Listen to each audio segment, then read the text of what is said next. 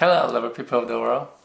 Magandang araw sa inyong lahat. 안녕하세요, 여러분. Ahlan wa sahlan. This is Justin and Sarah, and in today's video, we'll talk about week 23 and week 24 pregnancy update. All right, let's get started. I'm gonna kind of touch on what happened the past few days, including week 23. A lot has happened mostly in week 22, but I wasn't really in that great of a shape or in the best condition to talk more on it because I was still suffering from the pain that I was having, like painful contractions down at the base of my baby bump. It was very, very, very uncomfortable in the previous video, so you guys might want to check that out to see what I'm talking about. But now I'm feeling a lot better, so thank you so much for all of the prayers, your support, your love and encouragement. We baby park, myself and Justin, truly appreciate all of that, so thank you. Okay guys, I'm just gonna give you a really brief overview.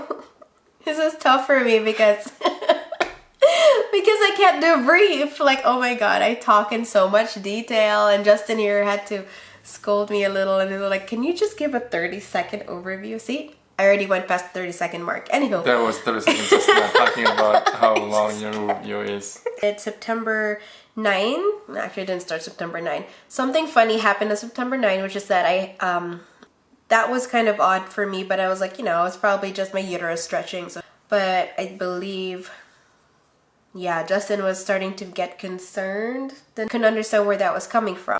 Okay, let me do an overview now. I think yours was still too long. In previous video, we talked about how my wife here was having a severe pain, almost like a contraction pain, as if she's about to deliver the baby in week 22. She went to see a doctor and we got an array of tests done, and then we were waiting on the results. And in week 23, we finally got the results. So in this video, we'll talk about those. Okay, lovely. Thank you, honey, for that really awesome, quick overview. Don't.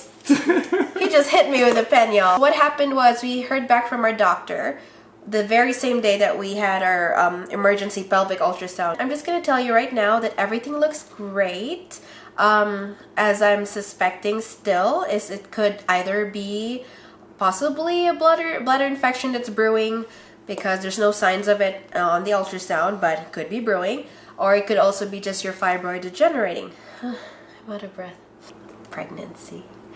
It's awesome. My ureters were basically slightly inflamed. She says that's normal for some women during pregnancy because of the full bladder all the time, so sometimes there's a little bit of a backflow of urine up the ureter. You know, the ureter, y'all. So still, I did not get a definitive answer that from that call. And then she said that we should get the results back of the urine test and the culture swab tests on Friday.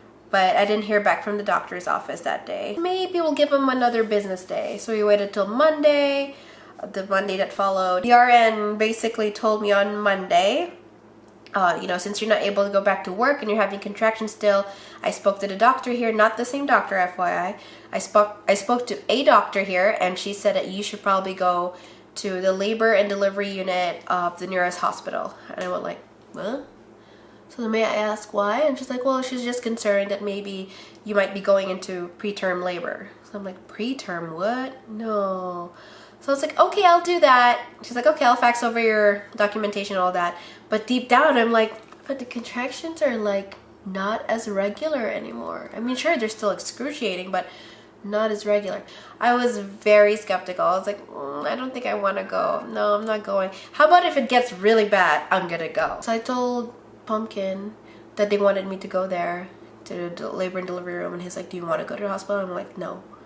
I feel like if I go there, I'm gonna contract something else, like an infection or the flu or something.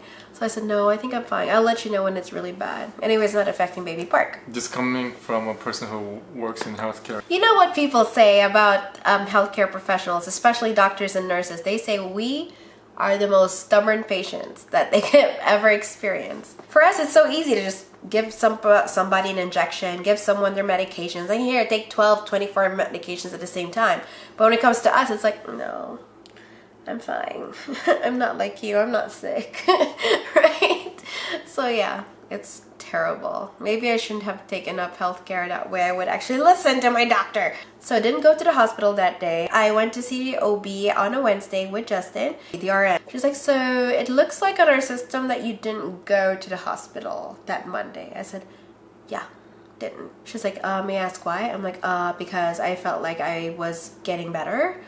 Or at least the pain was more tolerable. She's like, yeah, but see, it's not about that. We just wanted to make sure that you and the baby are okay because we were afraid you were going to preterm labor. And I'm like, okay, well, I'm sorry, but baby's not out and I'm feeling okay. And I felt like I didn't want to contract any infections. And she was like what? I was like, you've heard of those infections that you acquire at the hospital. They're called nosocomial infections. I kind of was scared that I would get anything. She's like, okay, well, next time, if you have contractions like that, it's best that you go straight to the hospital because you're past the 20-week mark. So you're more than welcome to go into the labor and delivery department of the hospital. You don't need to go to the ER. I'm like, okay, cool, thank you. When my doctor came in, she agreed with me completely. She was like, I never thought you were going into preterm labor. I don't know why your nurse told you that, but I never thought of that.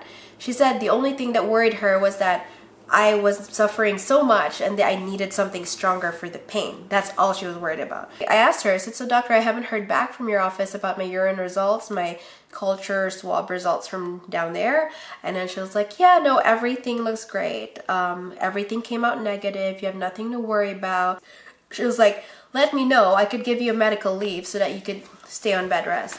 So I was like, actually talking about that, I do need doctor's note that I wasn't able to pick up last Friday during the beginning of week 23. I was like, I wasn't able to pick that doctor's note up because I was in too much pain to drive. I couldn't even drive, you guys. So I was literally on bed rest. I was sleeping a lot. I just felt sick. I was like, when do I get back to work? And I felt sorry for Justin here because he was taking such good care of me. Oh my God, the patience that this handsome special man had towards me. You have no idea. He cleaned up after me. He would carry me left and right. Honey, let's go wash up. Honey, let me bring you back up.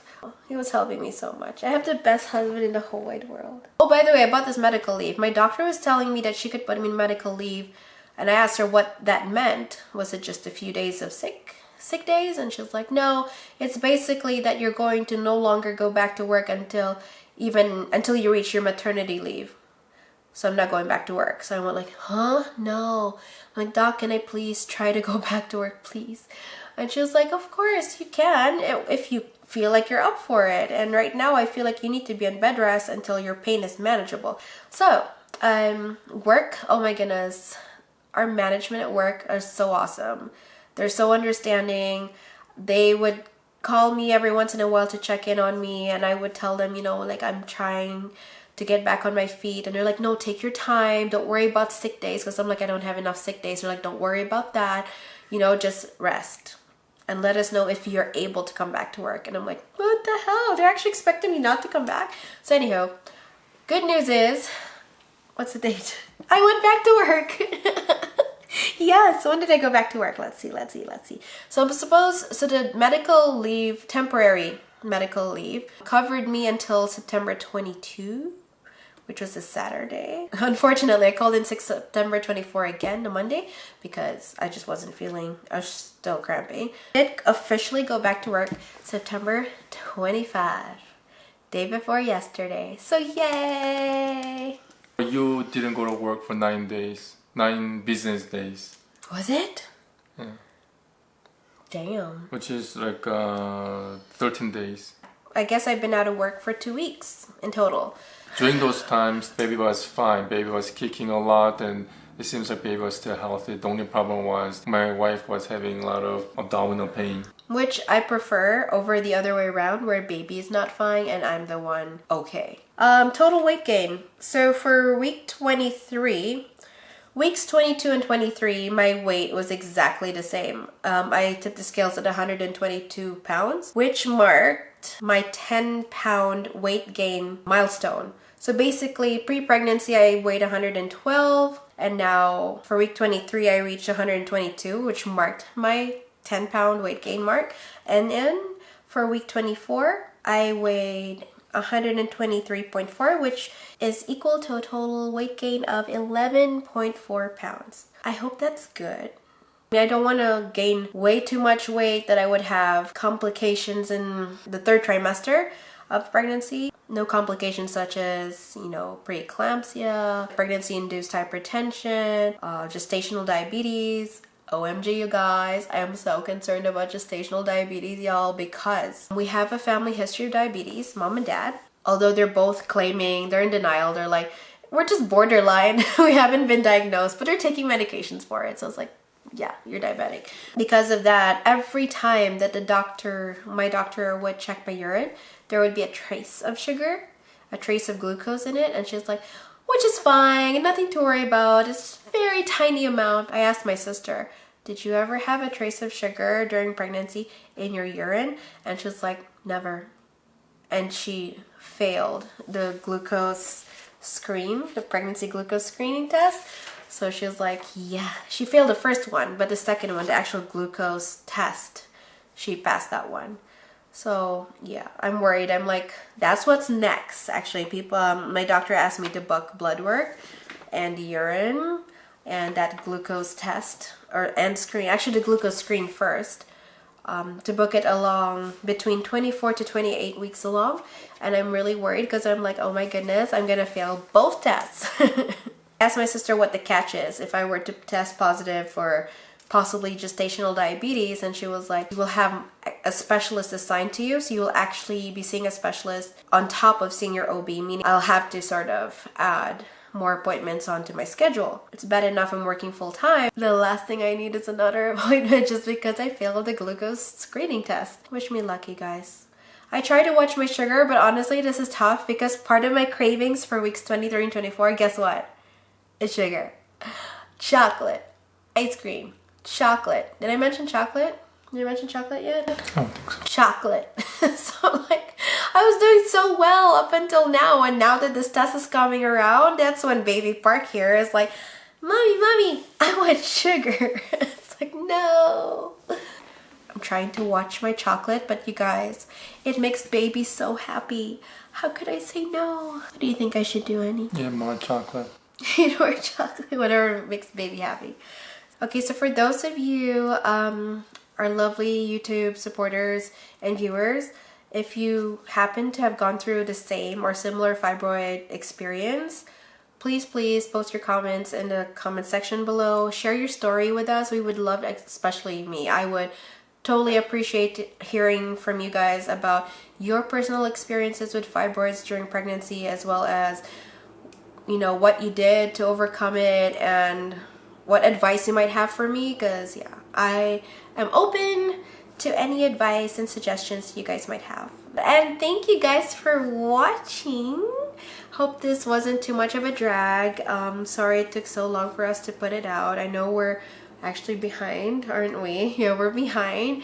Please do bear with us, because not only was I in pain and suffering, but my sweet husband here was also sick, right?